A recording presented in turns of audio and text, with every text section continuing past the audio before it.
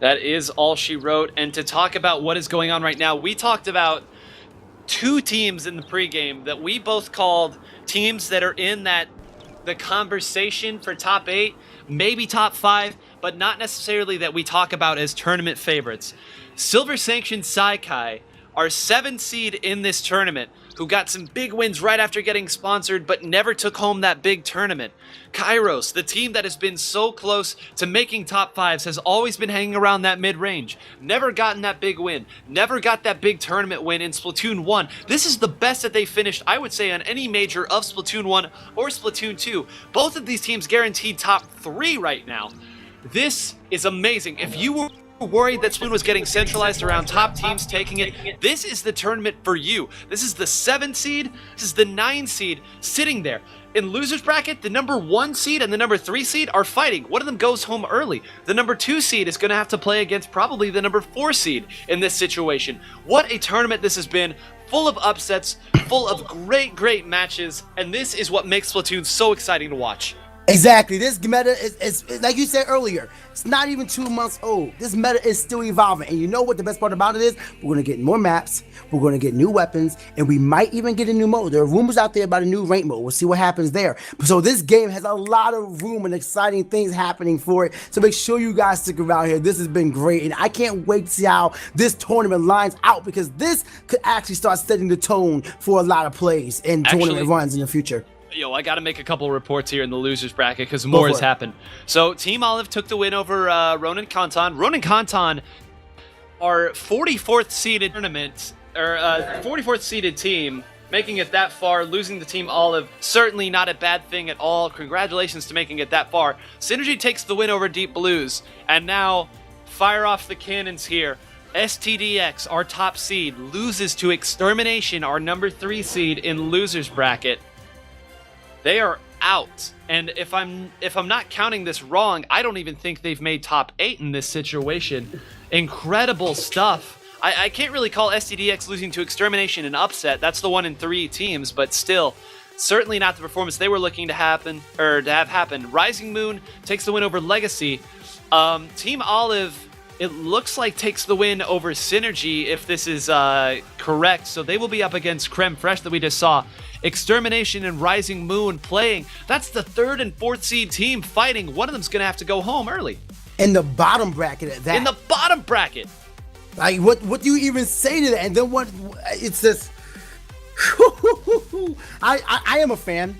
I don't know if it's come across that way, but I like talking about these games because I'm a huge fan. And I love having the point, the positioning to spectate and talk about these matches and give my opinion on it as they run out. I love seeing all these different team comps. I love seeing the heavy splatling do so much work and put the team on his back doing work for his team. I love it. I love it. I love it. I'm really excited to see where... Excited, that's what I said. Excited and thrilled to see where this one goes in the future. But we just gotta wait and see. Waiting for some teams to sign up, get ready to go. Oh, here we go. We're gonna march right through. I didn't know for certain which one we were gonna be doing. We are gonna follow Kairos to the ends of the earth in this incredible run, and why not? It's all about the show, it's all about the story, and right now Kairos is the talking point. Silver Sanction Saikai, with all due respect to them, this is a spot that they should be. They should be making winners finals at these tournaments with the pedigree they have, with the players they have, and with the wins that they've gotten. Kairos, with all due respect to them, this was not something that you would say. If you were playing Fantasy Splatoon, you would not draft Kairos in the first round, more than likely. Well, they're saying, all right, shut up, 9. We're here. You suck. We have a chance to be in grand finals right now. This is incredible. I mean, you're right. There's a reason why we're talking about it and they're being about it. But you know what? We're here to provide that insight as best we can. And we're going to do that on the following. Tower control on the Reef. We were talking about this earlier. So if you thought Rainmaker on the Reef was crazy earlier, this one's going to be more intense because it's a lot more slow. Moving after that one, we have Rainmaker on Humpback Hump Track, which is going to be quick pace. I would not be surprised if we get a KO within like a minute, because you know what? There's like 3 different ways you can get a KO in like 30 seconds on this map. It's insane. Then you have Splat Zones on Muscle Force Fitness, which we had a chance to see earlier, but I don't think we got to make happen. And then after that, if we need a game 4, Tower control on Murray Towers. Oh boy, Oh, that was gonna boy, be funny. indeed. And then moving off of that one, if we need a game 5 to choose to decide who's going to be in grand finals, will be Rainmaker on Starfish main stage. And let's talk here about the importance of this set. Of course, you want to win every set you're in, but let's look at the odds you have for you if you win this. If you win this, Grand Finals moves on to a best of 7. So theoretically, if you win this and you get into Grand Finals, you have to lose 8 games if you want to lose the tournament. Now, don't get me wrong, it can be done. Every single team that's still in right now is capable of going on an 8-0 run. That's the level of skill that is up there. But at the same time, you're talking about losing 3 games versus losing 8 games. And that is exactly what the winner of this tournament has in their back pocket, if it should. So this is huge right now. And I feel like we've talked so much about Kairos. We need to talk a little bit about Silver Sanction Saikai, or a lot of it, either one. Shaq, Bursty, Chip, Brandon, Zig, they've run with this lineup since day one.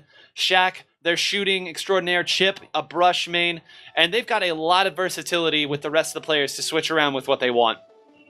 Well, we'll see exactly what they bring out. You say a brush main. Brush main will do pretty well on actually a lot of these maps. Muscle Force Fitness, really close in there, staying in the zone. We have the Reef, which, you know, any brush on the tower or against the tower is going to be really good. And on the Rainmaker, we have 2 potential Rainmakers in this set. So you have somebody who can quickly escort you to the base. And as well as on Humpback Pump Track, he can cover up that main area on the right side of the enemy base, you know, if you're trying to carry it in there, where you can just cover up a lot of area and get some quick splats so we can continue escorting the Rainmaker. Rainmaker could be the deciding factor. It could be, and I mean, what better deciding factor to have than Rainmaker, right?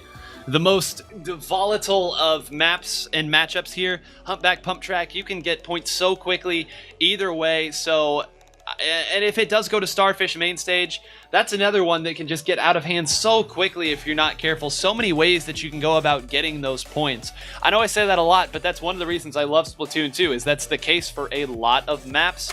And I suppose we have to get here through Tower Control Reef. And like you said, this is not the fastest moving tower. Well, I do want to point this to the chat. We are in winners finals. Who are your coins, your Splatoon Inkling Gold on? Who do you think is going to run home with that Zapfish in the end? Let us know in the chat as we get into round 1 here on winners finals. Gamer's still rocking out with his trusty heavy splat lean. You know what? All of them were sticking with the same weapons we saw them with in the last game. Already, we're going to get on the from the perspective of Brandon. So Brandon was one of the few people right when the Slosh Machine came out who hopped right on it. The Slosh Machine is great. Doesn't get as much love as its cousins, but I suspect that will be changing soon here. Look at all this pressure immediately coming out from Saikai, trying to just impose their will and using the little pop-up that this has and this new and improved Stingray to try to put pressure from relatively safe positions here.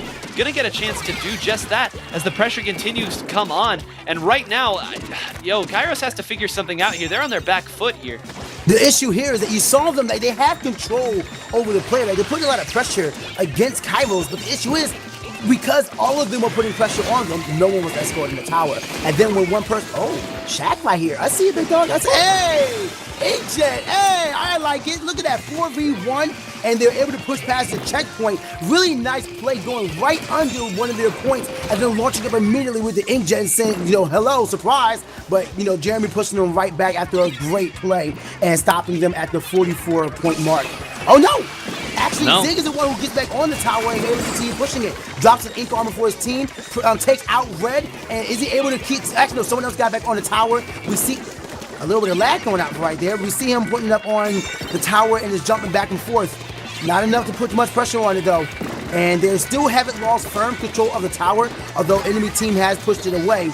And right now with Ink Armor, Zig is looking like a little worse for wear and does get KO'd thanks to Raziel. I want to say with his NZAP this time. I know the NZAP, and I was about to say the NZAP, at least with the way Sunny plays it, always back there holding things off and trying to get as much ink control and provide support. Like, it's one of those true ways that you can play support, as we see a full wipe coming in here, and all the turf that they managed to get is just going to go right back. But I want to talk about the role. We talked earlier about how Majin would play the, I guess you could say the anchor role for Creme Fraiche. Is Gamer going to get taken out by the same thing that he used to end that last game against Creme Fraiche. But it's something that that NZAP opts to do sometimes, and it's just a really fun way to play the weapon. As you see Jeremy here on the right side giving a little support to Raziel, and just like that, 3 down, they have a chance to mount some sort of aggression. We'll see what they're able to do there. Jeremy looking like a monster with that Rapid Blast right now, and with good reason. I mean, Rapid Blast is actually really good to get around those small corners that people like to hide behind on this map, whether, you know, over a lid or behind a wall. And he's putting pressure, although the Slosher Machine, which is a really unique hybrid of a Slosher and a shotgun, or I'm sorry, the Blaster, excuse me, where it has the explosive hitbox towards the end, but you throw it, it covers up turf like a Slosher Machine. So it's very unique in this employment. But he is able to take the KO on Red and almost get another one. Is he able to land it? He is. Taking out Raziel on top of that. That is not a big hitbox either. Like, we need to stress here, this is not a weapon that has the blast radius of a Luna Blaster or a lot of other things. This weapon requires very precise aim to use at this level. So amazing stuff by Brandon, but as we talk about players who've been playing out of their mind, Gamer gonna single-handedly shut down this push, finally getting a little bit of support, and we're gonna see that tower return back, gets a kill there on Zig. Might be able to get another kill as well. Looks like not able to get some touches here. The Gamer's going to set up shop right here and provide as much support before finally moving into the middle and up on that bridge. That bridge, actually, we haven't spoken enough about that bridge. That bridge is a really unique point where if your enemy team ended up grabbing the tower, you can be right above them and just rain down ink on their heads. And just launch everything. But now we have the inkjet. we had the inkjet jump over there. I can't. Can we talk? I'll take over here, man. Brandon once again doing things with this weapon that, like you said, is a very unique weapon.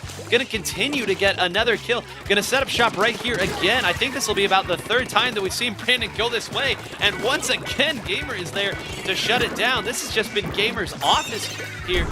Work putting in the 9 to 5. Gonna sit here again, shut things down again. And I would imagine we would see about the same we saw last time. Here comes that, wow. Oh my god, Stingray taking out Inkjet. What a beautiful patch this is. And another one going out, this time again to Gamer. This is pretty hilarious. Just seeing that, Slosher Machine, gotta give it to Brandon. He looks really well practiced with that weapon, but gets caught up by Jeremy, excuse me. And now we have them trying to make, I'll say Kairos, I should say, trying to make the last push. They have 3 seconds left, so this is their gambit. If they do not win it from here, and they got caught from behind, and it looks like, Gamer jumped on the tower, but Shaq they lost was on it just before. Shaq barely got on it. I think that Gamer jumped off right as Shaq was swimming up the tower. And it was like that call at home plate in baseball, right? One of them touched just before the other, and Shaq got the better of that. But 18 KA for Brandon. That's support. That is not ink armor. You don't get any credit if what I'm trying to get at is most of those were just outright kills by Brandon. Incredible stuff there. One of the best sloshing machines doing it right now. Exactly. Hey, we should get accounted for assists, to be honest. See, cause I think that's a really important strategy, because there are often times where you can just pull out a win or you're actually saving somebody. So I think that's an important stat to track. But anyway, that play, it was all those stingrays coming out. So many stingrays, and Gamer being so efficient with it. And again, that we're calling the stingray, the new stingray, the killer whale, but it's honestly a little bit better than that, because you can pop it and activate it, get 1 KO, but then you can readjust it and retarget on somebody else, while at the same time being given that ability of X-ray vision through walls before you activate the stingray. So it's actually a little bit better than that, and you can catch somebody really off guard, and especially focus on certain points such as the Rainmaker and the tower. And seeing as how this next game will be Rainmaker, expect to see that stingray coming out one more time. Yeah, we'll see it coming out again, and we got to talk about the very beginning of that match. You saw Saikai put on a ton of pressure. They came out on a mission. They knew what the long-range pressure that Red and, Jeremy and Gamer could put on with their long-range stuff. So they said, all right, tell you what, we're going to go ahead and put as much pressure as we can on you before you get set up. Then while you're spending your time trying to get back, we're going to take map, and we're going to keep that pressure going the entire time. And that's exactly what worked. And I'm getting a report right now. Let me double check here on the bracket just to verify. Yes, no, Team Olive did lose to Synergy. That was not what we had reported earlier, but Synergy takes it out. It takes Team Olive out. Our number 2 seed and our number 1 seed out of the tournament. That is something to take home. Well, I guess they had to take it home, but that is something to take home with you as a viewer. The fact that our number 1 and 2 seeds are out means that we have room for a new person to claim that throne and make a name for themselves. You know what? Let's see which one of these fantastic teams is going to be. It could be Kairos, it could be Silver Sanctions, or it could be somebody from the bottom bracket that's in there right now. Yeah, and let's talk just really, really quickly about these other teams that are there right now. So, Creme Fraiche, the 5 seed, Synergy, the 6 seed. We have Extermination and Rising Moon, the 3 and 4 seed, going at it right now. The winner of that has to play Ethereal. So, this is... I mean, we've kind of gotten down to some of the top teams here, but it's not in the order that you thought that it would be. All these teams here right now looking for their first huge win with the exception of Creme Fraiche. But right now, all eyes on Kairos and Silver Sanction Saikai. I can't wait to see what happens here in one of the most volatile maps to play this mode on. This is good. We were saying it earlier. This is going to be exciting because there are just so many ways to just run it. Like, you could just go to the right side with the curling bomb and run into the zone. You could go the left side and go up the side. Or what you could do, and this is really dangerous if you want to play it, but it's a strategy. You could take the ink line from in your base and take a jump to the podium that's to your left. And from there, you get a pretty good boost, and most likely there's going to be nobody else there, and you can run it to all the way up that wall and be in a good position to run it to the base. That is an idea, but it's pretty risky. I wouldn't do it unless the enemy team brought it into your base. Yeah, it's one of those gambits. We use that term a lot, but really the way that the maps are designed in Splatoon 2, that's really the only appropriate way to talk about it. There really is no guaranteed best thing to do it as we finally see a push here on the right side. There's actually a lot of yellow ink here. Raziel's going to be able to sneak around. Is Raziel going to be able to get knockout? No, the last line of defense there, hiding behind there, knowing, all right, we're going to bend but not break in this situation. But a 20 count here, this exactly what Kairos was looking for, and a great response to the opening that they lost into the first game. And I was going to mention that the splat roll is actually really good for this exact thing, because when you do a jumping slosh, you can just make a straight line for the roller. You have the curling bomb, which can give you a lot of turf, and you're just running forward. And of course, you have the splash down, so that way when you get into the enemy area, you can try to just cover up a lot of area and force them back. And thanks to the buff that splashdown got recently, look at that. You jump higher, you come down further, you splash a lot more. It's even more efficient at putting pressure on your opponent in that little area. The Rainmaker is going to reset, and that means that Kairos is sitting pretty with their 20-point push. Oh, sorry, 80-point push, excuse me. Sitting right good, but now it looks like Silver Sanction Saikai is looking push to make their attempt. Looking good. They see there's not a lot of people there left on that right side. I don't know if they're gonna be able to make it. They're gonna get really close. Red gonna make the dive down, but might have been just a little bit too predictable with that. They knew it was coming. They're gonna be able to get out of top 5, and this is gonna be a win for Silver Sanction Saikai. Wow. So one thing that I want to highlight in that situation, you saw when Kairos made their push, right? You saw that the last person for Saikai was hiding behind the pedestal and got the kill. They lost about they could have lost about 30 points there that maybe they wouldn't have if they'd gone for the more aggressive defense, but they didn't lose the game. That time you saw Kairos jump in, very eager to get that, and Silver Sanction Saikai was ready to shut things down and got a consecutive wipe off of them in that situation, and because of that, they got the knockout, they get the win, and they are up 2-0 looking to punch their ticket to Grand Finals here in this Squidboards Splat Series First Edition. And you said the brush main was going to come in handy there. I said it as well, and he was literally the escort for that final push because the brush was right, the roller was right there, almost got him, but at the last second, the brush just smacked him in the face and allowed that final push to keep going. Shout outs to him for escorting the payload, as they want to say, the Rainmaker, and it was just that was just a quick push. Again, we said it. I gotta say it again because you can't say it enough. That's a really volatile matchup. That one bad push or one bad wipe can lose the entire game, and that's exactly what we saw. Wow. Gotta take a breath after that one. That is the definition of a volatile map. Yeah, exactly. We're gonna see how it translates though as we move on to Splat Zones on Muscle Forge Fitness. I'm not quite. I don't have a guy for this one. Like the way that this map is set up.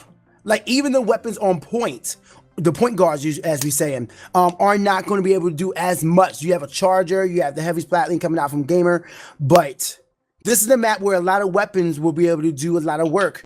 You have a lot of ink coverage, a lot of defense, a lot of walls to hide behind, a lot of ways to flank. It's all about who can actually cover up the most points and who can just hold it down the longest, because you're going to get caught. I don't expect a blowout from either team. It's all about who is going to be able to hold it down. Now, unless one team is completely wiped out immediately, this is going to be a close game, in my opinion. Yeah, and I'm glad you said that, because one thing to get a team wiped midway through the game on a map like this, and it's another thing to get wiped immediately at the start. Because if you get wiped midway through the game, at least you have something on the map. You probably got a little bit. You can get out of your base. You can do something at least. If you get wiped at the very beginning, the opponent not only has all the momentum, but you don't have a lot of your turf inked. Like your deep turf, the stuff that you're supposed to always have. Exactly. The opponent, they're going to get a chance to go in there, set up their sharks the way they want. And I agree. I think that both are going to play it a little bit more conservative here at the start. I think Gamer's going to get set up. I don't think Jeremy's going to go in too deep. And I think that well, that may be a little too early for that prediction. But I do think that both teams are going to play the start pretty conservatively. We'll see. I mean, they have to, because again, Messelforge Fitness is the map, as you just said, that you can come back on, without a doubt. If you get wiped, you can come back on, because you have a lot of verticality, a lot of ways to come around. The ink lines are going to help you out. You can definitely come back. You can't get wiped immediately. If you do, it just might be GG. Might be GG. And speaking of GGs, one quick report here at the bottom of the bracket. Extermination, our 3 seed, does take the win over Rising Moon, our 4 seed. So, unfortunately, one of them having to go home early. And, you hate to see it, but it does happen. And if you're Rising Moon, it's unfortunate. You lost to the 5 seed and the 3 seed. No upsets there. But, again, shout-outs to Rising Moon. Thanks for playing here, but today just wasn't your day. And now we're going to see Ethereal versus Extermination on the lower end of the bracket, as we also have Creme Fraiche and Synergy. And what is it? Talk about this match. It looks like we're about to get going here. We have Kairos, who has been on a Cinderella story, on the cusp of being forced to put on those tattered clothes once again. They have to get a reverse 3-0 to win here and move on to grand finals on the winner's side. Now, if they do go down here, let's say the worst case scenario happens for them, and they do go down here, they still are in losers bracket. They're still guaranteed third. They still have a chance at grand finals, but it's going to be one heck of a push. It's going to be an uphill battle, especially since you'll have to win 8 games in grand finals in order to win overall. Yeah, Ooh, 8 games. Not where you want to be. Nope. 2 best of 7s, perhaps the most grueling grind that you can make in a game like this. You've seen how difficult it can be to even take 1 game. You can see just how heart-stopping it can be in those situations when you have to get that final Game 5 win in overtime, as Kairos has done. You've seen what that all is, and to be able to clutch out 2 best of 7s scenario, I mean, it's almost unheard of. Very, very difficult to do, which makes this all the more important. But right now, they can't be thinking about best of 7s. They got to find a way to get back into this best of 5, and it starts with this game right here. And I don't know, man. Saikai has just not given them a lot. It has been very solid play all across. I actually, speaking of that, I would not be surprised if we see like a complete team comp switch from them. Like we see suddenly they bring out like 2 Tenor Techs, a Splattershot Junior for armor. Like what? Or even the custom Splattershot Junior would work really well here. Auto Bomb to put pressure on anybody who may be on point. Ink Storm to cover up the entire splat zone. And I mean, the Splattershot Junior itself covers up Ink rather well and quickly. So I would not be surprised to see that. As a matter of fact, I hope to see that now. Now I done got myself excited. I do want to give a shout out and much thanks to everybody who is watching this fantastic set. We are far from done. So make sure you follow InkTV Splats to keep up to date on not only this tournament, but the rest of the tournaments and future tournaments they put on as well. And share it out with your friends. Bring them in as well, because we might see one amazing win, or we're going to be seeing one dominant victory, depending on who you're voting for. Let's see what happens. I'm excited either way. And it's great. You can't really lose in either one of those situations, right? You either see a team firing on all cylinders, working that 3-0, or we see what would be, I would say, the greatest comeback. I mean, Splatoon 2 hasn't been around for very long, but this would definitely be up there in terms of reverse sweeps. But, oh man, it's looking... Saikai is one of those teams that doesn't always wow you with the flash, but they always know where to put people and where they need to be.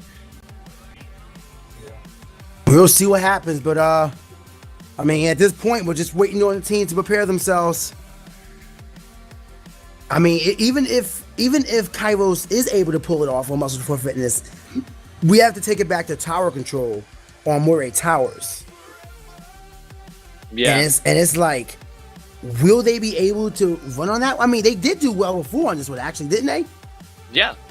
So I mean, that could be the game. This could be the start of something new. Did you get that one? All right, cool. I think everybody who heard you say that got it. And that's not even a question. But we're finally going to be getting here into the game. Splat Zone's Muscle Forge Fitness. I'm just not going to even acknowledge the fact that you said that. As we move in here to the action, you said you thought you might see a big switch in comp. I don't think they've switched anything. I think they're going with the same comp that they've been running this whole time. Raziel on NZAP, Gamer with the Gamer Gun, Redvec on the Roller, and Jeremy, of course, staying with that Rapid Blaster. Jeremy already making a big statement there in the middle. They actually get it super quick, and I think Shaq was the one to overextend in that situation. And actually, like we said, whichever team goes in too far.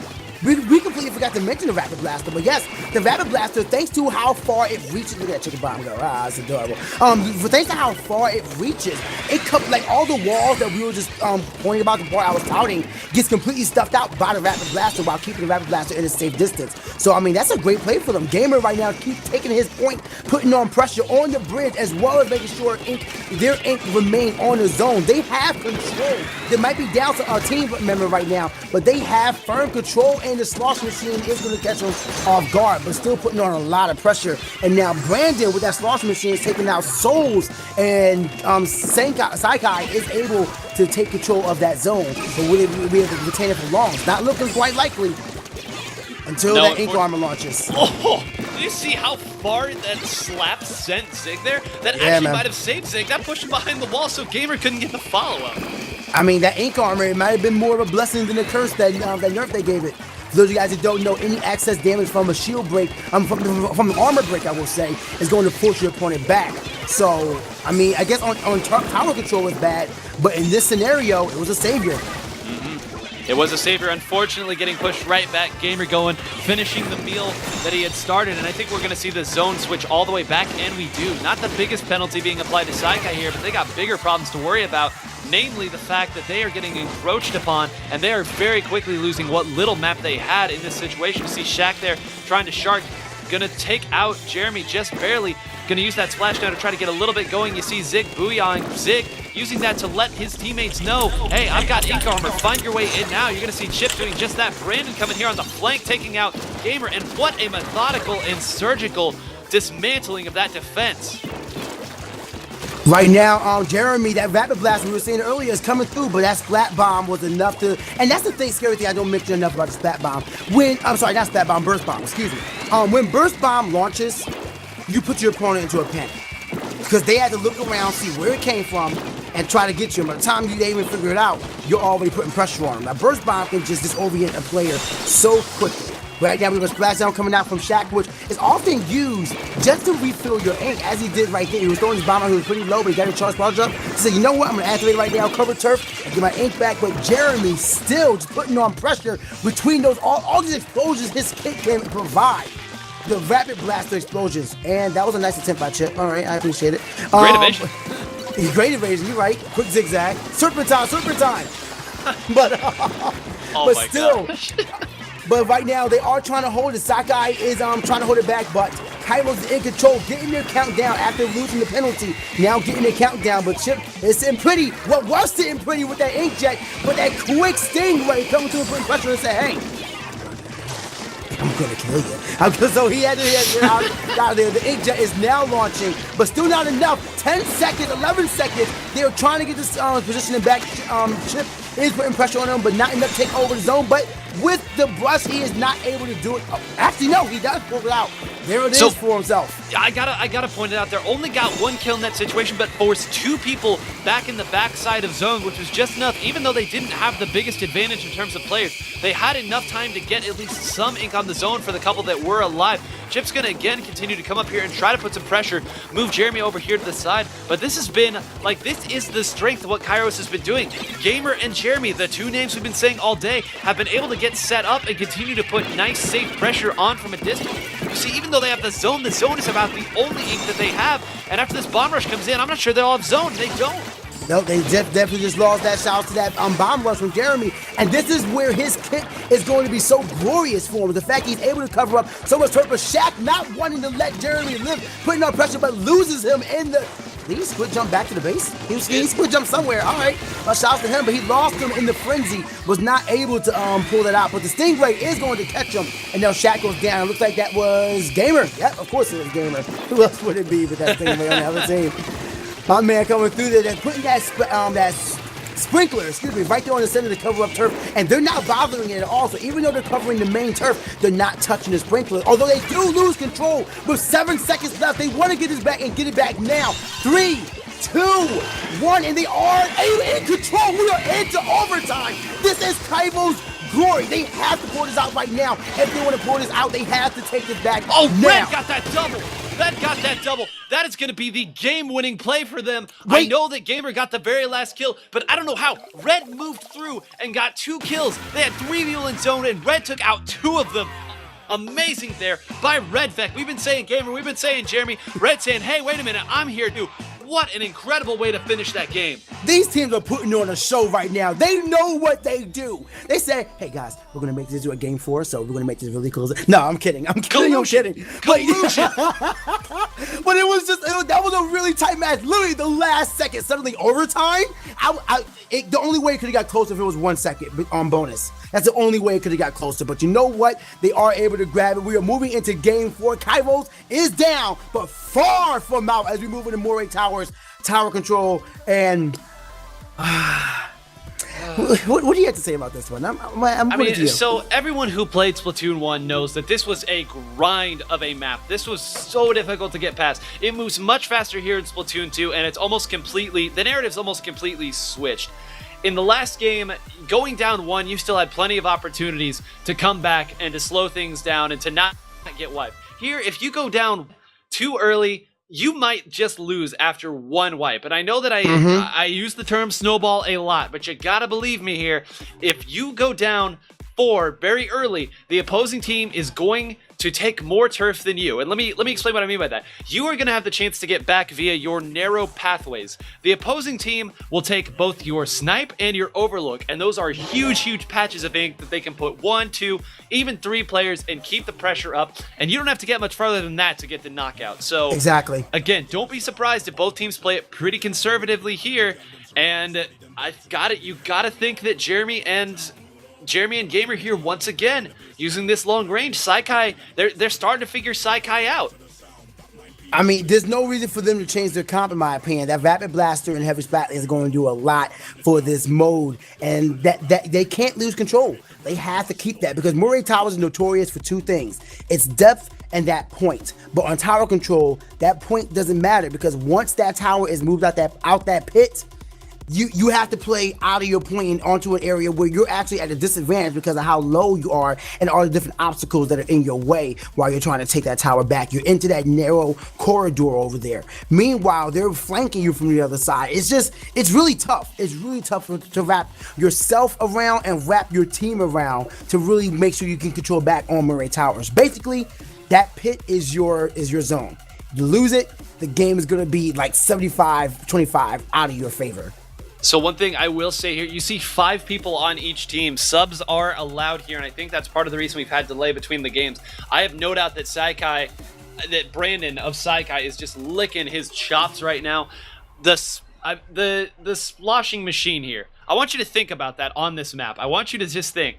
That range, that blast radius, that like arch that weapon has should be a very strong, along with, of course, the auto bombs and the Stingray to influence things all over the map. the sloshing machine should be a great pick here. I'd say Brandon, if you are Saikai, the player you have to watch here is Brandon. He should be able to do a lot of work here. And you saw what he did on the Reef. That was the last tower control map. 18 KA. Don't be surprised if we see very similar numbers here. We'll see how it goes. I'm nervous because I know both teams, like Saikai wants to end this now. They don't want a resurgence. We saw what Kairos does with the resurgence. They don't want that. They want to shut it down. Kairos, they're hungry. Oh, right? so they sense the blood. They know the blood's in the water right now. No, the thing is, they've been hired by Grisco, and they see Saikai as salmonids. They want those eggs. They're hunting them. There's a reference for you right here, but they do bring in Brandon, but actually Brandon not going to go with the sloshing machine, instead going with the tri-slosher. I can't argue against a tri-slosher pick, but still very, very interesting given that the work he did earlier. We're seeing, again, a very short-range comp here, and it looks like Gamer has also switched off of the Splatling. So, yeah, the heavy Splatling, so... Wow, both teams opting to put a lot of pressure here very quickly. I think they realize the gravity that a single team wipe can have in this. They're tooling themselves for aggression to do just that. Shouts to Zig for these ankle maneuvers. I appreciate that. But yes, you can notice that a lot of the weapons, they all went for close range. We have the heavy Splatling going, I believe Gamer swapped to the Tin Attack. Excuse me, going to the Tin Attack. So it's definitely a lot more close range, but at the same time, it has a bit of distance on it as well. With this kit, not too bad. They're starting to push into the area, and this is exactly what we were talking about. They lost the pit, and now Saikai is looking poised to push this way deep. And I mean, it looks like a few of them may have gotten taken out. But Inkjet's going out by Gamer over there on the right side, having to fight somebody else instead of fighting for the tower. Is able to secure it, but still, actually no, they're able to take the tower back. So shout out to them. We have a 4v2, well now 4v3, and trying to push the Ink armor by Raziel. He pops it immediately for his team, which is definitely going to help them defend this tower, and they have to keep hold of this because this tower got really deep out of their zone. They have to push it pretty far and hold his zone. You can see the brush is coming in from the top, and the Autobomb is thrown on it, and this is covering turf. That's all that Octobus wants to do, is just cover that turf. It gets the KO and on somebody up there, and then they're pushing pressure on the tower. The Inkjet falls down. That was actually beautiful. You could make a painter of that. But you absolutely could. That was great. But we got to talk about the defense that both of these teams played there. Both teams had some minor penetration there on their snipe. Neither team got onto Overlook, though, and that's what's important. They were able to get a little bit, but they weren't able to get firm control. And using that little miss of control that they had, as we see Chip start to play the Jaws music here, they were able to shut that down before it could really get started. And unfortunately, Chip getting a little bit too cute here. Still hanging around in dangerous territory and gonna get absolutely rushed here. It was only a matter of time, and there's a lot of yellow still here on the map. Gotta be careful. Right now, they got it into 62-point range for themselves, and Red getting the splash down, only covering turf, and ended up getting caught up by, I'm not sure who actually took him out, but Kairos is up 3-2 in terms of players, so we'll see what happens as they have the blue wall. If they can cover that wall up there so that way they can get someone up there, that would actually be really good. Using the pillar and hiding behind it to keep themselves safe. Raziel looking really evasive right now. 7-6, 5 points left on the tower, and is able to drop the Ink armor for his team to keep himself safe, and they do push it up. 47 seconds, lose the tower at the last second. He does get splat off. If Red can actually get on the tower, they can push it, but unfortunately, they lose it at 47 points. I love what Chip was doing there, staying up top, throwing down those auto bombs, and just raining ink. I'm not going to get kills, but I'm going to at least slow you down. And sometimes that's what you've got to do. Very cognizant play by Chip, who is continuing this trend of just throwing stuff and been trying to harass as best he can while the rest of his team works. And you know why he also is doing that? He knows that he has Inkjet, and you can't activate Inkjet from inside of an ink rail. So it looks like Chip now not going to be able to do that, going to instead have to go onto the tower. They use Inkjet here, not able to save the teammate, and wow, what that was nice ability by Chip, who still has this Inkjet. I appreciate him wanting to try and keep himself alive, but in that scenario, he probably should have just fell down off the stage, because if you do that while you have Inkjet, the Inkjet just blows up and returns you to your place. So he probably could have saved himself in that scenario, but instead, he tried to keep himself alive and ended up getting KO'd by Chip. And now Chip, once again, using these ink rails, throwing these auto bombs, which is either going to discover turf or put pressure on somebody who is over there. This is really good strategy by him. And now we're back on the tower with this Inkjet in tow and is pushing it into the enemy line as Chip actually opts to go up the wall, still reserving his Inkjet. This man is just offense embodied for his team. This is the most frugal inkjet I think I've ever seen. I've never seen an inkjet last this long. Very clear. Chip is trying to save this for that last bit. They are on full defense mode right now, and they're gonna, I think we're definitely gonna see it here. He knows what's coming. Another inkjet here coming out from Gamer. They don't have to get much further than this. Gamer actually popped the brush. I believe that was Chip, so that means that inkjet is stored out. 46 points. Are they able to push it, or do they lose the tower? They lose the tower at 46 points. 16 seconds left. Kairos has to grab this tower. They have to push this now, or this is going to be the end of this winners finals match. Jack, that is going to be the end of it. They don't have anyone even close to the tower. But we gotta throw it to Shaq, who waited until the last possible minute to show himself and got the clutch double that they needed to shut that one down. They got to 46 points. That's less than 2 seconds of being on the tower. That's how close Kairos was to bringing that back. But what gambit there. Chip saving that inkjet as long as possible. Shaq waiting and putting in, 17 KA will help. But what an incredible way to finish it there by Saikai, winning by a razor's edge. But now they get to sit pretty. They are in grand finals. And if you're Kairos, man, that's gotta sting. It sucks, man. They were definitely forcing it. If they would have just stayed on the tower a little bit longer, they definitely would have pushed it. And there was sometimes, I understand they were playing their gambit of, okay, the tower's close, we got to back off. But sometimes, if you're that close to taking the lead, you just might have to bunker down and get splatted, so long as that means that you push it over that line. And unfortunately, they ended up losing the tower, getting caught up, pushing the tower away. And from then on point, it was a near team wipe, basically. And there was no way Kairos was going to be able to return from there. Their amazing push does end at right there with 3-1, losing to Saikai. We're going to see Saikai in grand finals winner's side. Kairos is waiting for their competitors in the losers bracket finals. That is true, and I believe we are going to hop down there. We have saved some of the losers bracket for last here. For your viewing pleasure, we are going to see, I'm not sure if we're going to see both of them. Let's see.